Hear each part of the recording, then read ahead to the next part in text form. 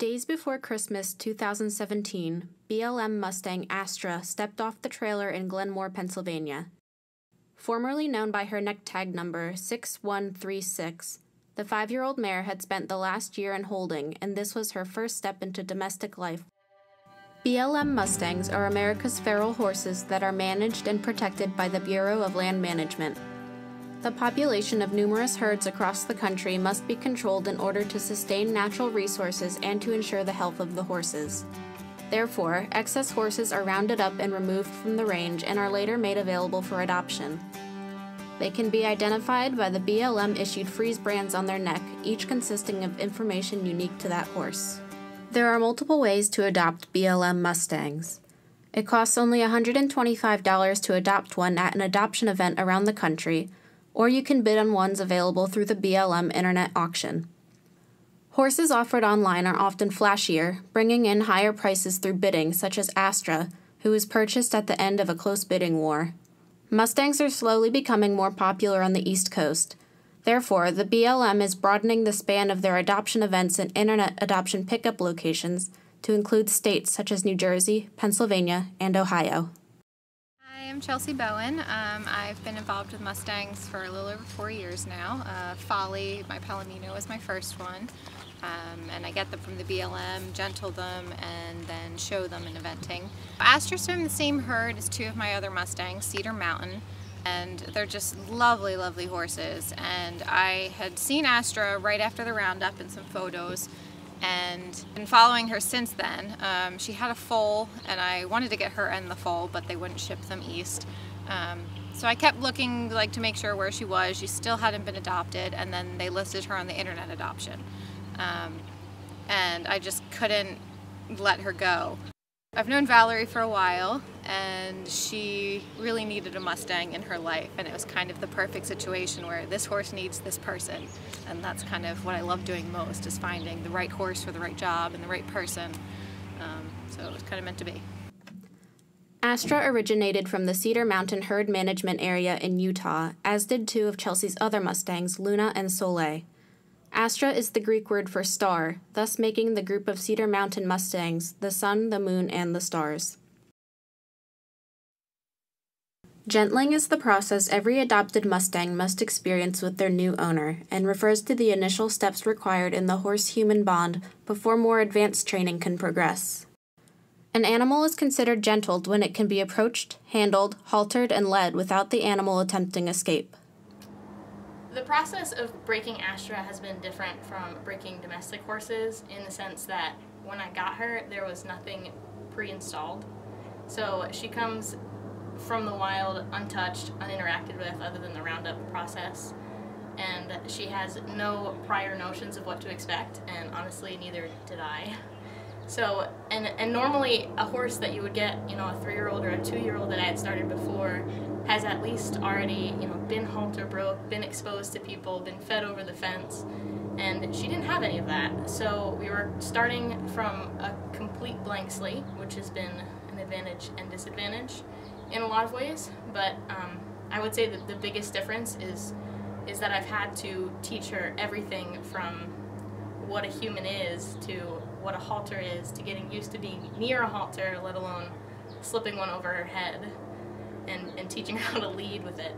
Once the horse is gentled, it's time for the highly anticipated process of breaking the horse to the tack and rider. However, before Valerie can even think about sitting on Astra's back, there are many milestones that need to be reached on the ground. Valerie has spent time with Astra gaining her trust in the round pen in order to make the breaking process smoother for both of them. She began doing simple groundwork like lunging and teaching Astra voice commands for each of the gaits. As Astra's confidence has grown with simpler tasks, more complex ones were introduced. Gradually, Valerie has been able to put tack on Astra and teach her concepts that will be needed once she is under saddle, such as the tightening of the girth, wearing a saddle pad and surcingle, and steering. The surcingle is the first piece of tack Astra will wear that mimics how a saddle will feel on her.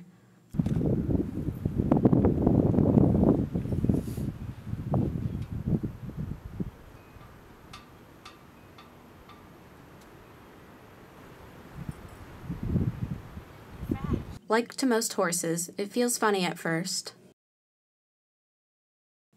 but she quickly settles down and handles the new experience with ease.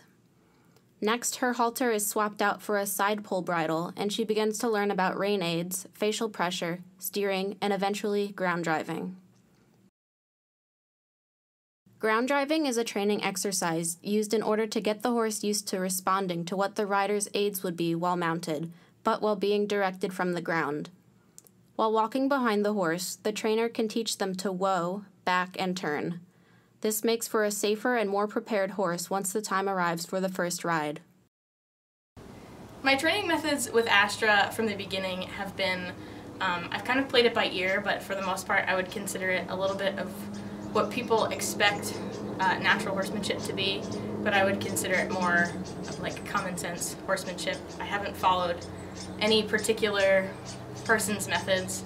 I've taken what I've learned from starting other green horses or starting other untouched domestic horses and molded it to her and to an individual situation, primarily using positive reinforcement through pressure and release methods. So applying a pressure, and then as soon as she responds the way that I want to, removing that pressure. Starting from day one, it was, you know, reaching my hand out and trying to get her to look at me or take a step towards me, and my hand would go down and I would walk away.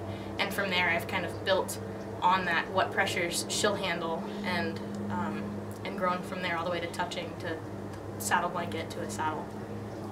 I think people who aren't familiar with Mustangs should probably not think of them as the same way they might think of a domestic horse. I think it's easier to think of them as, you know, like a coyote to a dog at first. You can certainly get them to the point where they would act more like a dog as opposed to a coyote, but I think it's important to understand that they're feral animals. They're not accustomed to people. They're not going to act the same way your quarter horse does out in the field. And I think it's important to know that we're borrowing them from their place.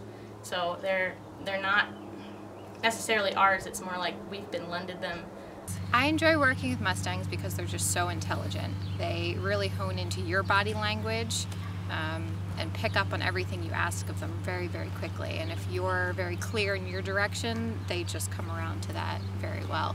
And they're also such a versatile breed of horse. My first one, Folly, has done everything from fox hunting to paper chases, eventing, dressage, jumping, to like kids lead line classes.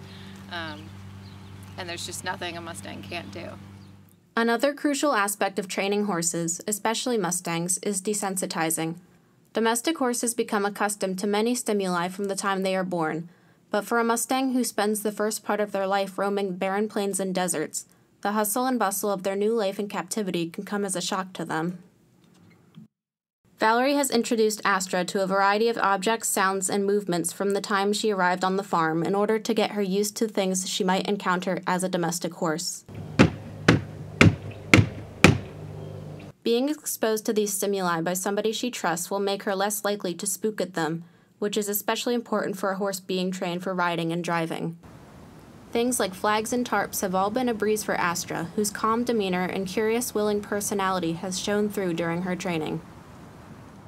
I think the most rewarding part of this whole experience has been getting to know Astra on an individual level and building a relationship with her and gaining her trust. It feels really good to think back to day one and even week one when she wouldn't even look at me. She took the method of it, if she can't see me, I'm not there. And so just getting to that point where she would look at me and gaining her trust, and now she's looking at me like, what do you want? What can I do for you? And I think the most rewarding thing is getting this animal who owes me absolutely nothing to trust me, to listen to me, and to want to work for me. I think that's super special. As the weather gets warmer and the ground dries up, Astra's training sessions become longer and more frequent, and her progress as a result of this shows. She is picking up on more advanced groundwork skills and impressing everybody with her quick ability to learn.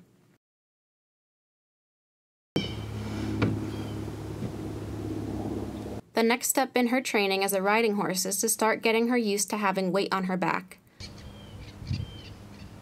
Valerie introduces this slowly by first resting her leg on Astra's back, then leaning from the mounting block, and eventually hanging across her back.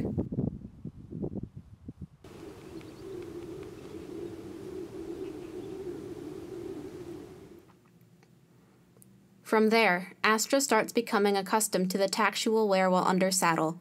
She is only steps away from being ridden.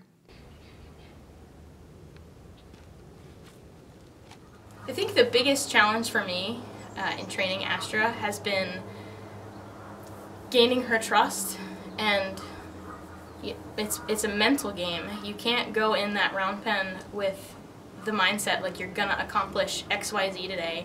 And for me that was really hard because I'm a goal-oriented person, and I wanted to say, okay, today I'm gonna halter her, today I'm gonna pick up her feet, and it wasn't up to me, it was up to her.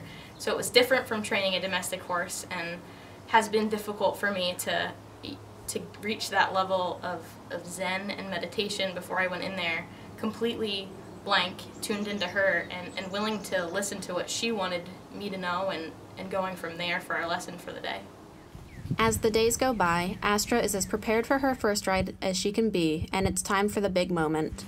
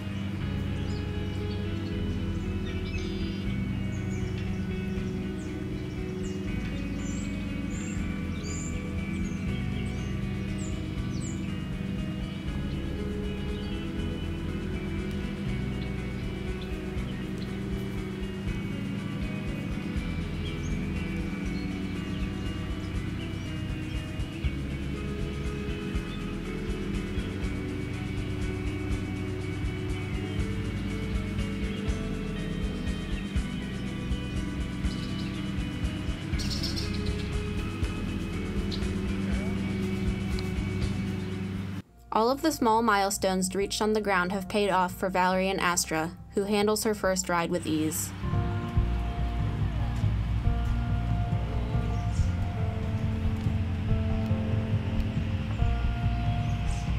It's been really touching watching Valerie and Astra work together. I've kind of tried to stay back and provide guidance when needed, but I really wanted them to form their own bond together, and I'm just so proud of both of them. My goals for myself and for Astra are honestly just to shape her into the best horse she can be, to honor her character through this whole process, and build her up into ultimately and hopefully a sport horse that I can take out into the world and hopefully compete in the local level and show people out here, especially in the East Coast, what Mustangs are made of, and make them more desirable for people on the East Coast. So at the end of the day, what I want for her is to be able to fulfill her ultimate character and compete to the best of her ability and comfort level. They truly belong to the land out there, and our time spent with them, if we're lucky enough to own them and work with them, should be considered extremely special and rare, and they should be super respected through the whole process as wild animals.